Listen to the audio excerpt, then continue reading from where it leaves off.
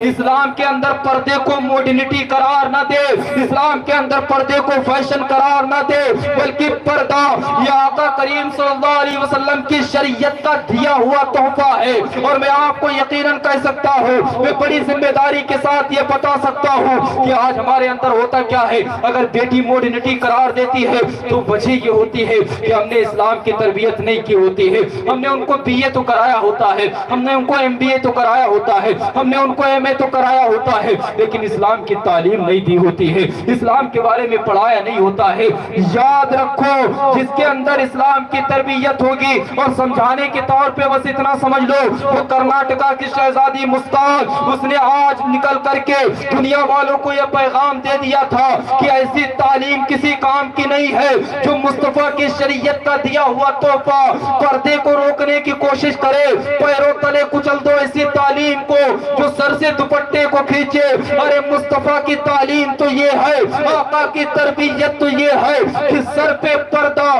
قدر اور قدر رہے، کہ جب دنیا والے حجاب کا بائیکاٹ کر رہے ہو، جب دنیا والے پردے کا بائیکاٹ کر رہے ہو، تو یہی اسلام کی شہزادیاں راستوں پر نکل کر کے دنیا والوں کو یہ پیغام دے دے کہ ایسی یونیورسٹی کو ہم اپنے جوتے کی نوک پر رکھتے ہیں جو مصطفیٰ کی شریعت پردے کو چھینتی ہو، میں ایسی تعلیم کو لات مارتے ہیں، ہم ایسی تعلیم کو ٹھوکر مارتے ہیں جو مصطفیٰ کی شریعت کو کچلنے کی بات کرتی ہو۔ اگر ہم نے اپنی بیٹیوں کے اندر اسلام کی تربیت کو اتارا ہوتا تو وہ پردے کو ماڈرنٹی قرار نہیں دیتی، بلکہ دنیا کو متوجہ کر کے یہ پیغام دے دیتی کہ دنیا والے سن لو، ہم حضرت حوا کی اولاد میں سے ہیں، ہم حضرت فاطمہ کی کنیزوں میں سے ہیں، تم جان مانگو ہم قربان کرنے کے لیے تیار ہیں، تم مال مانگو ہم قربان کرنے کے لیے تیار ہیں، لیکن اگر مصطفیٰ کی شریعت کا دیا ہوا تحفہ